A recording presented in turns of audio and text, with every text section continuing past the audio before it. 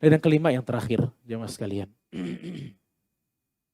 adalah hati-hati dengan gangguan syaitan.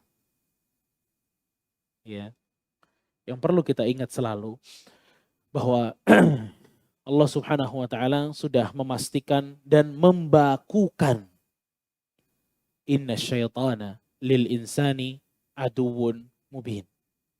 Setan adalah musuh yang nyata bagi manusia. Ya.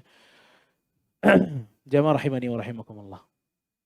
Lagi 10 malam terakhir gini, ya. Di malamnya bahkan ya. Kira-kira setan bakal gangguin kita apa enggak? Aman semua, enggak ada yang diganggu setan. Masya Allah, mumtaz. Setan kan diikat saat lagi bulan Ramadan. Para ulama bilang, yang diikat yang bos-bosnya doang. Yang cerek-cereknya mah nggak diikat. Makanya kalau ada orang maksiat di bulan Ramadan, itu sama yang cereknya aja kalah. Gimana kalau bos-bosnya dilepas kalau di bulan-bulan Ramadan? Berantakan kehidupannya. Dan kita bisa lihat ya mas sekalian rahimakumullah. Syaitan itu udah pernah janji kepada Allah Subhanahu wa taala dengan sumpah atas nama Allah dalam surat Sad 828 seluruh tanpa terkecuali. Ya, yang di Nurul Iman kayak yang di luar Nurul Iman kena sama setan. Masuk daftar syaitan. Semuanya harus disesatkan. Bahkan syaitan dalam surat Al-A'raf 16-17 syaitan mengatakan kepada Allah, qala fabima aghwaytani la'aq'udanna lahum siratakal mustaqim. Sebagaimana engkau mengusirku ya Allah, aku akan ganggu manusia dari jalanmu yang lurus. Thumma la'atiyannahum min baina aydihim wa min khalfihim wa an aymanihim wa an syama'ilihim wa la tajidu aktsaruhum syakirin. Dan engkau ya Allah akan melihat, aku akan ganggu manusia dari sisi depannya, sisi belakangnya, sisi kanannya, sisi kirinya, dan akan sedikit dari hambamu yang dapat bersyukur kepadamu. Lihat. Setan itu tidaklah meninggalkan satu pintu yang bisa diganggu kecuali masuk ke situ. Setan itu akan masuk lewat dua pintu lah. Ya, pintu meninggalkannya ibadah atau pintu ekstrim dalam beribadah. Ada dua. Kalau nggak ke sono ke sini. Pokoknya pintu apa aja yang bisa masuk syaitan. Makanya perhatikan ini jemaah sekalian. Syekh Ibrahim Ruhail hafizahullah taala, beliau menuliskan kepada kita step-stepnya syaitan dalam mengganggu ibadah. Tujuan pertama syaitan mengganggu manusia adalah agar manusia tidak beribadah. Itu yang pertama. Setan bakal totalitas untuk ke sini. Ya. Dan setan ini kan istiqomah sekali. Ya. Ini waktu setan janji bakal gangguin manusia, kapan nih janjinya? Sebelum Ramadan? Apa setahun yang lalu? Apa pas Covid? Apa habis pandemi janjinya? Kapan setan janji akan menyesatkan seluruh manusia? Kapan? Wallahu alam. Bisa jadi miliaran tahun yang lalu. Tapi bagaimana keistiqomahan syaitan? Sampai hari ini masih ganggu. Jadi gak usah diragukan lagi tentang keistiqomahan siapa? Syaitan dalam mengganggu. Dan itu bakal lihat nih, gimana cara ganggunya dia. Jadi yang pertama, menurut syaitan, yang paling pantas untuk dikejar itu yang pertama, manusia tidak beribadah. Ini yang pertama. Ini udah ghayah al-a'la. Ini tujuan teratasnya syaitan. Manusia gak boleh ibadah. Manusia gak boleh itikaf. Gak boleh sholat, gak boleh puasa, gak boleh pakai jilbab, gak boleh sedekah, gak boleh haji, gak boleh umrah. Itu yang setan mau. Itu yang pertama. Tapi, realistisnya kata syaitan, tidak semua bisa diganggu di sini. Ini sekarang buktinya ada yang sholat, ada yang itikaf. Kalau setan gagal di yang pertama, apakah setan mundur? Jawabannya tidak, bahkan 1000 tidak. Setan akan masuk kepada gangguan yang kedua. Gangguinnya ngapain? Kalau orangnya akan tetap ibadah, setan akan menjadikan menunda-nunda ibadah. Oke kata setan, yaudah lu mau ibadah, tapi jangan tepat waktu. Ya, kalau sholat jangan langsung pas azan. Nanti kalau udah deket waktu sholat yang kedua, baru lo sholat. Santai. Zuhur tuh panjang sampai asar. Jangan buru-buru. Sholat cuma terakhir. Setan gak bakal mau lepas. Ya. Subuh kata setan apa? Alaika lailun tawil farqud. Masih panjang belum qomat. Tidur dulu. Ntar kalau udah qomat bangun. Ya. Kan ada orang kan tetap mau sholat dia. Tapi dijadikan apa? Nunda-nunda sama syaitan. Ternyata si orang ini berhasil melawan syaitan. Nggak ditunda. Azan, jalan. Sholat tepat waktu. Masya Allah, tabarakallah. Setan mundur. Oh sorry kata setan. Dia cukup berpengalaman dalam masalah hal ini. Datang gangguan yang ketiga. Kata setan, sholat aja dulu. Takbir dia, Allahu Akbar. Datang gangguan yang ketiga. Was-was. Tadi kunci motor lo taruh mana? Aduh, lagi sholat. Itu WhatsApp-nya udah dibalas belum? Tadi udah dimatiin belum? Tuh kompor tadi udah dimatiin belum sebelum sholat? Waduh, itu syaitan tuh. Gimana? Di Ramadan masih ada yang kayak gitu? Hah? Jujur aja lah. Kalau tarawih itu pikiran kita kemana? Udah sambil ngantuk-ngantuk, setan datang lagi. Ya. Rasul bilang dalam sebuah hadis ya, kata Rasul SAW, jika seseorang sudah bertakbir, maka akan datang syaitan dan bilang, "Udhkur kadza wa udhkur kadza." Si ini gimana? Urusan itu gimana? Sampai kata Rasul, "Anna ahadakum la yadri kam shalla." Sampai seseorang yang lagi sholat tuh nggak tahu udah berapa rakaat nih saya sholat. Siapa yang punya masalah ini? Ini tarawih yang berapa ya? 4 Ini tinggal 2 atau tinggal berapa nih? Ya. Kita udah kemana-mana tuh. Ya. Ini siapa yang datengin kita? Syaitan. Lihat. Ibadah lanjut tepat waktu tapi di dalamnya was-was isinya. Ada yang was-wasnya sama syaitan tentang wudunya. Baru beres wudu. Tangan udah belum ya? Pas takbir, ya Allah rambut gue gak basah nih. Belum jangan-jangan. Lihat syaitan, mainan syaitan. Dan antum kalau was-wasnya masalah seperti itu, jangan pernah diiyakan. Ingat itu. Jangan pernah diiyakan. Kalau diiyakan, oh joget setan ya. Mission complete. Ya, balik lagi pasti lo wuduk lagi. Iya pasti wuduk lagi dia. Ntar beres lagi, digituin lagi sama setan. Kayaknya hidungnya kayak belum ditarik tuh. Balik lagi. Ini kalau nggak diputus nggak bakal beres.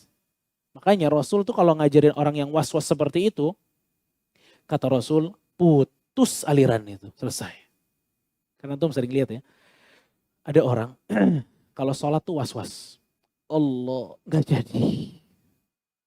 Mutakbir Allah nggak jadi lagi. Ya, katanya belum mantap hatinya. Ini setan 200%.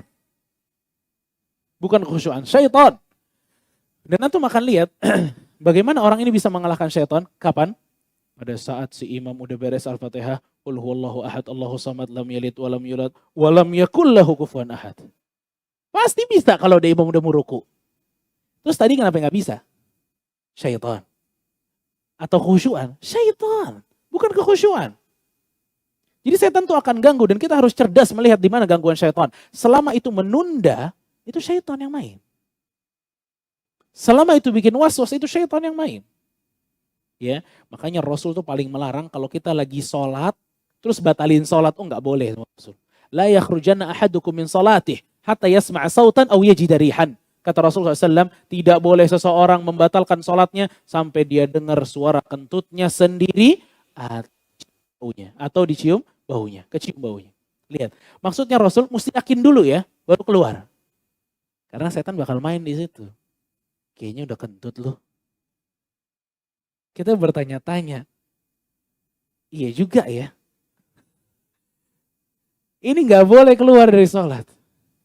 Dia mesti dengar dulu, ya, atau cium baunya. Kalau ini dua nggak ada, nggak usah repot. Lanjutin sholat, itu dari syaitan. Tapi kalau udah dengar ya tahu diri lah, ya. Rot, kayaknya setan, bukan setan itu udah, itu kentut beneran tuh, ya. Jadi maksudnya Rasul dalam hadis itu memastikan Anda ini nggak batal, jadi jangan mau diganggu syaitan, ya. Itu step yang ketiga. Ada nggak sih yang berhasil dari? Ada orang-orang yang tetap fokus dalam sholatnya, ada. Ya, ada yang fokus dalam sholatnya. Pada saat dia fokus dalam sholatnya, apakah syaitan mundur? Jawabannya tidak. Setan akan datang, ngebisikin dia. Kata setan, bagus banget sholat lo, khusyuk banget. Digangguin sama setan gak juga batal. Lihat tuh yang lain, pada garuk-garuk, ngantuk-ngantuk. Lu mah bagus sholatnya. Timbul rasa ujub dalam sholat. Lihat. Setan gak mau berhenti. Ya, begitu timbul rasa ujub, musnah amalan kita, habis semuanya. Wala tubtilu sadaqatikum bil manni wal adha, kata Allah. Jangan dibatalkan amalan kalian dengan mengungkit-ungkitnya dan menyebut-nyebutnya. Jadi jiwa kita dalam sholat itu kemana-mana, berbangga diri. Oh, yang lain masih pada tidur tuh, lihat tuh. Gue mah Masya Allah, gak tidur juga kuat sholat tahajud. Ya, jadi setan gak bakal berhenti jamaah. Gak akan berhenti. Kalau sudah seperti itu dan dia masih bertahan, dia masih ngelawan jiwanya tuh, enggak. Saya sholat memang harus benar seperti ini. Saya sholat memang harus sefokus ini karena dosa saya banyak, karunia Allah kepada saya begitu besar. Saya sholat harus sefokus ini dan sebaik ini karena rasa syukur saya harus ditingkatkan kepada Allah. Kalau dilawan terus sama dia, berhasil dia. Setan gagal lagi di percobaan yang keempat. Apakah setan mundur dari percobaan yang keempat? Belum. Masih ada yang kelima, kata setan. Kata setan, ya udah beresin aja dulu sholatnya. Beres sholatnya. Beres sholat atau beres tilawah atau beres taraweh dan yang lainnya, setan datang lagi. Share dong. Kan orang-orang belum lihat. Share dulu. Foto aja sejadahnya. Sejadah aja cukup, seret, beres. Foto langit-langit Nurul Iman, cetek, malam 27. Ya salah. Ajib. Ya. Itu syaitan. Kan ibadah kalau akhirnya kita menginginkan pujian orang, ria, habis ibadah musnah. Musnah, na'udzubillah. Lihat, ini waktunya kapan syaitan ganggu? Udah ibadah. Udah beres nih sholat. Udah beres ibadahnya, selesai. Enggak mundur syaitannya, terus datang lagi. Di grup aja, gak usah di status. Di grup. Gitu syaitan, gak bakal mau nyerah dia. Antum kita mesti cerdas ya mas, kali ini syaitan luar biasa bahayanya. Ya. Akhirnya kita kuatin hati, gak ada nge-share, gak ada. Gak ada gila pujian orang, gak ada. Kita lillah buat Allah. Oke, yang kelima kata setan, gagal lagi. Terakhir deh kata setan. Kalau bisa alhamdulillah, kalau enggak ya udah. Setan bisikin nih, beres semua maksiat. Kan udah ibadah, masa gak diampuni sama Allah? Buka tuh Instagram, lihat tuh TikTok yang joget-joget dikit-dikit doang. Masa gak diampunin sih? Udah ibadah itikaf 10 hari.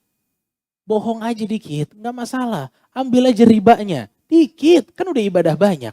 Lihat. Disuruh kita bermaksiat dengan alasan sudah banyak beribadah. Setan gak akan berhenti jemaah. Gak akan berhenti setan.